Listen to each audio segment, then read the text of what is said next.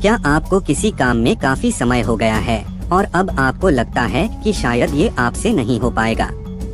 ये पूरी कहानी आपके अंदर एक नया जुनून भर देगी।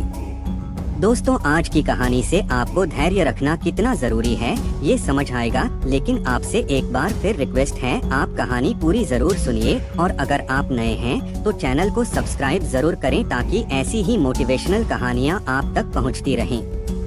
चलिए आगे बढ़ते हैं। एक बार जीवन में असफल हुआ एक व्यापारी जंगल में भगवान को याद कर रो रहा था। वह बार बार भगवान को याद करता और अपनी असफलता का कारण पूछता। जब वह ऐसा कर रहा था तब उस जंगल से एक साधु अपने कुटिया की ओर जा रहे थे।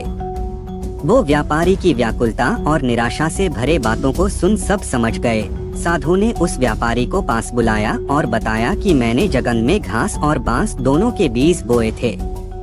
उन दोनों बीज की बहुत मेहनत से देखभाल की पहले ही साल में घास तो हरी भरी हो गई, लेकिन बांस का बीज जैसा का तैसा ही रहा। लेकिन फिर भी मैंने अगले साल भी बांस के बीज की वैसे ही देखभाल की जैसे घास की, लेकिन दूसरे साल में भी बांस का पेड़ विकसित नहीं हुआ। लेकिन मैंने हिम्मत नहीं हारी। तीसरे साल में फिर मैंने बांस के बीज की देखभाल की, लेकिन कुछ न हुआ। चौथे साल में भी यही हुआ। 5 साल में मेरी मेहनत रंग लाई और बांस का एक छोटा सा पौधा उग गया, लेकिन बहुत छोटा और कमजोर सा। फिर भी मैंने हिम्मत नहीं हारी। 6 महीने में ही वह पौधा 100 फीट लंबा हो गया। मैंने बांस की जड़ को इतना बड़ा करने के लिए 5 साल का समय लगाया। इन 5 सालों में इसकी जड़ इतनी मजबूत हो गई कि 100 फीट से ऊंचे बांस को संभाल सके। संघर्ष तो सभी के जीवन में आते हैं, लेकिन इनसे हार नहीं माननी चाहिए।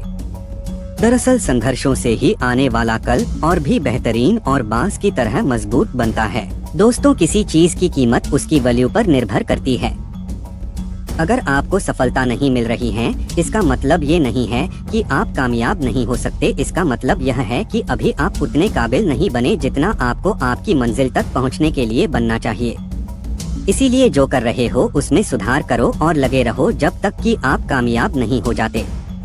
दोस्तों, आप अपने जिंदगी में क्या बनना चाहते हो कमेंट में जरूर लिखें। जिसका भी गोल सबसे बड़ा होगा, नेक्स्ट वीडियो में मैं उसका नाम जरूर लूंगा।